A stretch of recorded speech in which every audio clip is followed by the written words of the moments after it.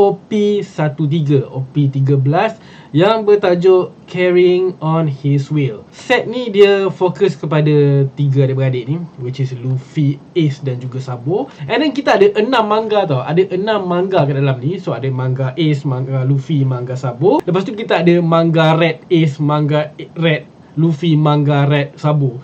So ada 2 jenis manga. Manga biasa dengan manga warna merah. Tapi sebenarnya yang menarik tentang pack ni bukanlah manga dorang ni, tapi kad Gorosei. Okay, kad Gorosei yang paling gila sekali kat sini, yang paling rare sekali kat dalam pack ni sebenarnya. And box ni tak silap aku adalah kira anniversary diorang ketiga.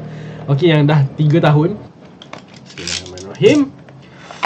Tapi serius, kali ni aku nak sangat kad Gorosei. Kad Gorosei tu sumpah aku cakap korang memang cantik gila. Dah lama kita tak buka banyak macam ni. Selalunya kita buka satu persatu. Kita buka ini dulu. Kita tengok apa yang kita dapat. Bismillahirrahmanirrahim. Oh, ini bukan si Bonnie punya pakcik tu ke? Bukanlah pakcik dia, I mean like benda tak nama dia aku tak ingat. Tapi kad dia biasa je lah, tak ada cantik sangat. Oh, kita ada dandan. Kad ini pun biasa saja, tak ada apa yang menarik sangat design dia. Who the heck is this?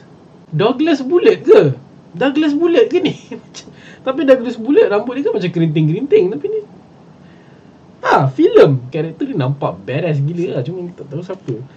And then kita ada gambar Luffy buat Kongan dia. Elephant Gun dia dekat Kraken. Aku dah lupa nama Kraken. Ini masa dekat Fisherman Island lah.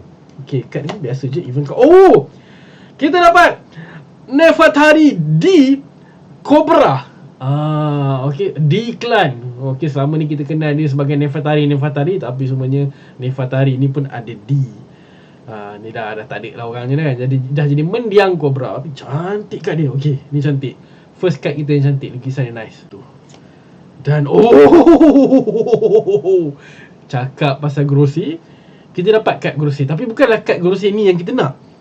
Tapi ni pun cantik gila, Topman. Wakari Topman. Cantik gila kad dia. Oh, cantik. Dia ada figure dia kat sini, and ada fokus muka dia kat sini. Cantik gila design kad dia.